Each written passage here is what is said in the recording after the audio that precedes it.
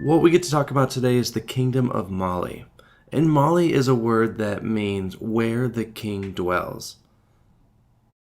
Let's start out by looking at our timeline. So at this point in time, Ghana had fallen apart.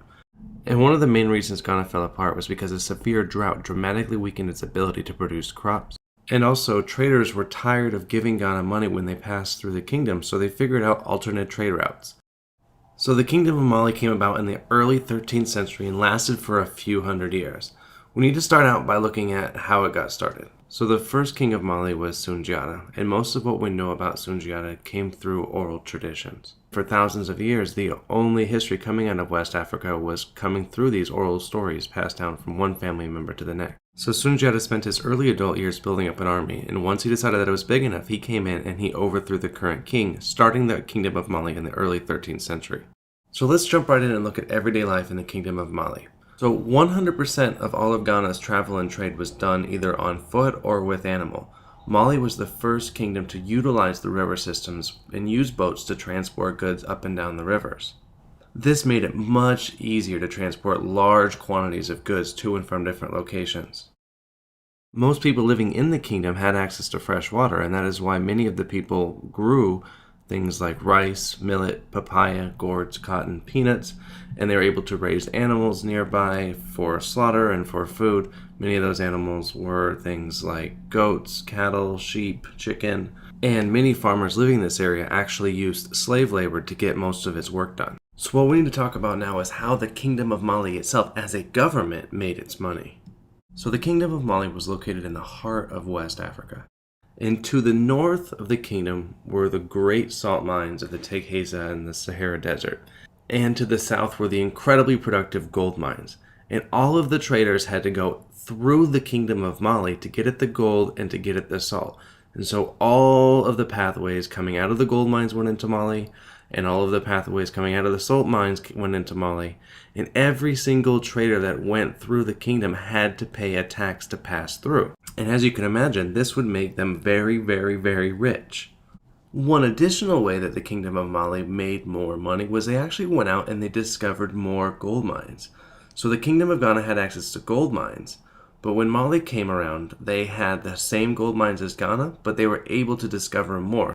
And this made them far more wealthy than the Empire of Ghana. So now that you understand the types of foods that the empire produced and how the government was making money, I think it's time for us to take a look at some of its leaders. When it comes to Mali, there was no leader more talked about than Mansa Musa.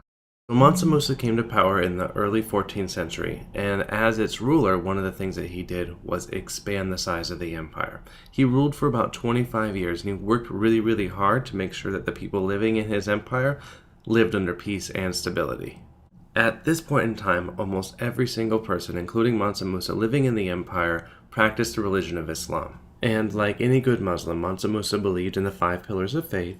However, he did a few things differently.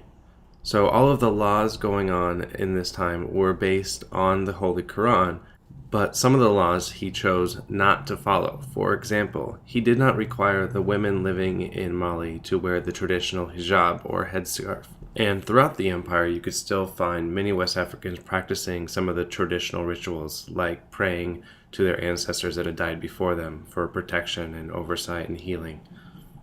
So one of the things that's incredibly interesting is Mansa Musa, right in the middle or the height of its rule in Mali, decided to take his Hajj. As you know, one of the 5 pillars of faith is to travel to Mecca once in your lifetime. So he decided to do this right in the middle of being the ruler of this great empire.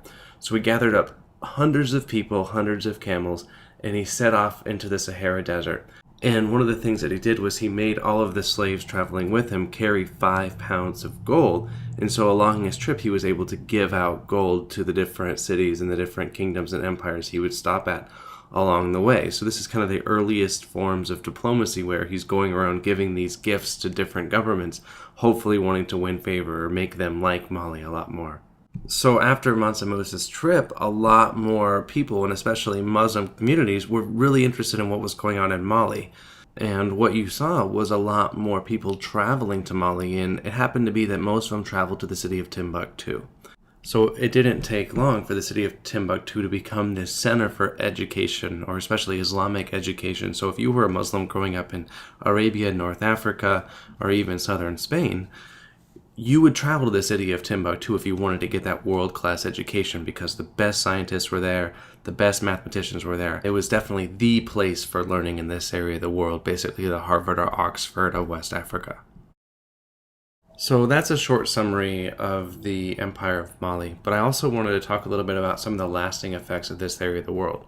So today, still millions of people speak the same language that the Mali people spoke, and also because of slavery and the fact that most of the world's slaves at this time were coming out of West Africa, you can find West African cultural traditions throughout most of the world. So thank you so much for taking the time to listen to this presentation. If you'd like to find photos like the ones I used in my presentation, please go to photopin.com, and I look forward to you joining me in a future presentation.